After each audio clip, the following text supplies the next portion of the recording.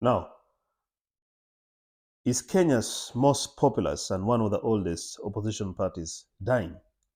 This is some of the questions. This is one of the questions people have been asking the Kenya's Orange Democratic Movement, that is ODM, that was led by the late Raila Odinga. For some of you, you know Kenya's late opposition leader and former Prime Minister Raila Odinga, who actually died last year in October. So his party has been under turmoil for some time, and the question people are asking: are we seeing a split in the opposition party called ODM? So ODM, as it stands now, is being led by two factions. There are two main factions. There is the ODM that is led by Raila Odinga's brother, called known as Oburu Odinga, and then we also have the other side of ODM, led by the Secretary General, who is defunct, or who was actually removed from position recently by the National Electoral Committee, the NEC committee of the party, that is Sifuna. So Sifuna, having been left out, of course, he's now also leading another wing of ODM, and we've seen he's now had two main political rallies. Last one being in Kitengela, that is in suburbs of Nairobi. And the question people are asking is ODM dying? It might be a tricky question, because when you look at the perspectives here, ODM still the defunct function, the other side that are being embattled, is still in ODM, and they have not yet said or mentioned any possibility of creating their own party. Apparently, they say they are there to stay in ODM. But also we have the other side of Raila brother, who took over as the head of ODM.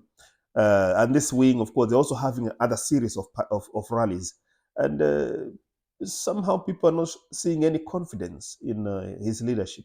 But time will tell whether ODM is going to stand the test of time, and if ODM is going to maybe resuscitate and get back to the real ODM. But now the main bone of contention here that we need to mention is that ODM, led by the other function of Raila's brother, want or are in bed with the government.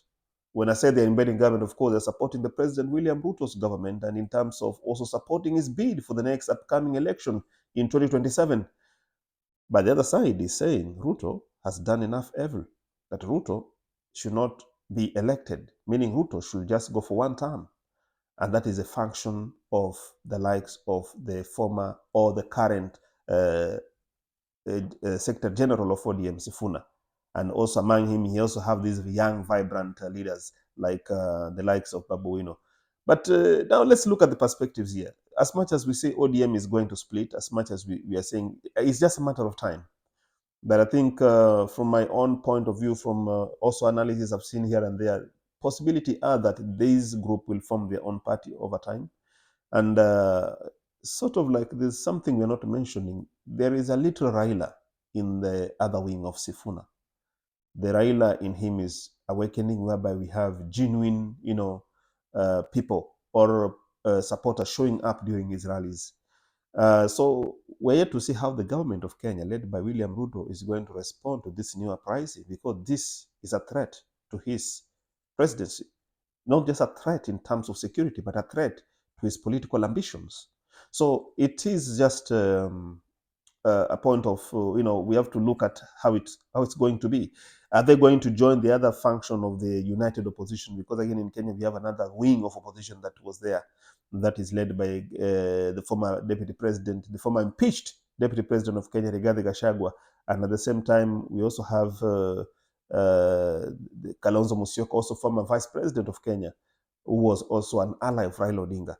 So it's quite a big perspective there to look at. But again, ODM, as it heads towards 2027, we all believe that ODM is going to, there's a wing that is going to remain in the government, that is led by Oburu Odinga, the brother of Raila Odinga. And then, of course, the other wing is going to support the large opposition. And through this, yes, it's a matter of democracy. And that's why I say Kenya is one of the leading democracies in Eastern region, Eastern Africa region. And by this, of course, you can air your voice. You can, you can, be firm on your position. So this is what we are seeing. And yes, as we're heading to 2027, the elections campaigns are just getting started. And yes, I think we are going to have more opposition wing. In fact, more members in the opposition side than those in the government side. And that's where you're asking yourself, the question is, where are the people? Where do people stand? Are they with the Ruto or are they with the opposition?